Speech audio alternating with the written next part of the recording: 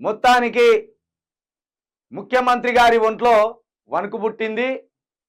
రేవంత్ రెడ్డి గారికి అర్థమైపోయింది 10 నెలల్లోనే యూట్యూబ్ జర్నలిస్టుల పనితనం సీఎం రేవంత్ రెడ్డి గారికి అర్థమైపోయింది. మొత్తానికి యూట్యూబ్ జర్నలిస్టులు పెట్టిన సెగ రేవంత్ రెడ్డి గుండెల్లో మంటలు రాజేసిందని చెప్పాలి. అందులో భాగంగానే నిన్న జర్నలిస్టులకు ఇళ్ల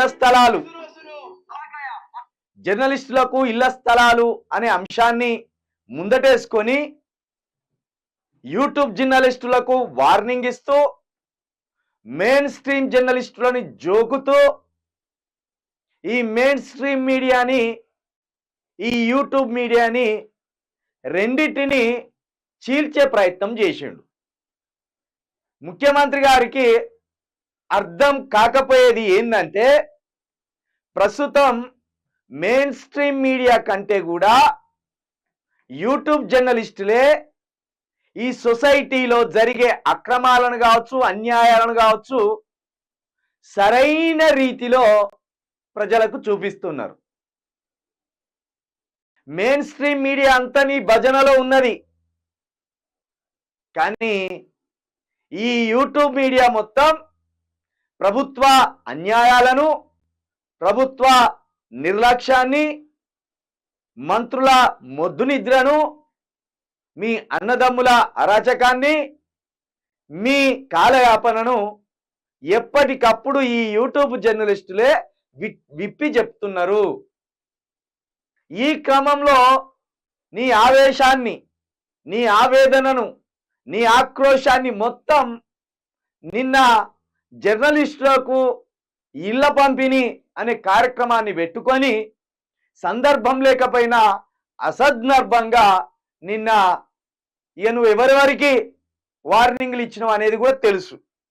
ఇక నీ దృష్టిలో ఒక 5-6 యూట్యూబ్ ఛానళ్ళు ఉన్నాయి, వాటి మీదనే నీ కక్ష సాధింపు, వాటి మీదనే నీ కత్తు దియడం. ఒకటి Chilka Praveen U news channel, 2 journalist Shankar YouTube channel, అదేవిధంగా వైఆర్టీవీ రంజిత్ రెడ్డి ఛానలు, అదేవిధంగా ఇంకో మిర్రర్ టీవీ, ఇంకో తెలుగు స్క్రైబ్, ఇలాంటి ఛానళ్ళు. ఈ 5-6 ఛానళ్ళని తుదముట్టించడం, వీటిని అంతం చేయడమే రేవంత్ రెడ్డి పెట్టుకున్న లక్ష్యంగా నిన్న కనిపించింది.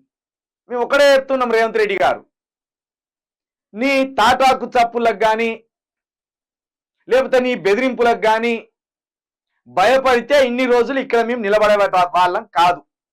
గతంలో కేసీఆర్ ప్రభుత్వం కావచ్చు, ఇప్పుడు నీవు కావచ్చు, ఎవడు పాలకుడైనా, ఎవడు బెదిరింపులకు పాల్పడినా కొత్తగా మేము మీడియాలోకి రాలేదు, కొత్తగా మేము మాట్లాడడం లేదు.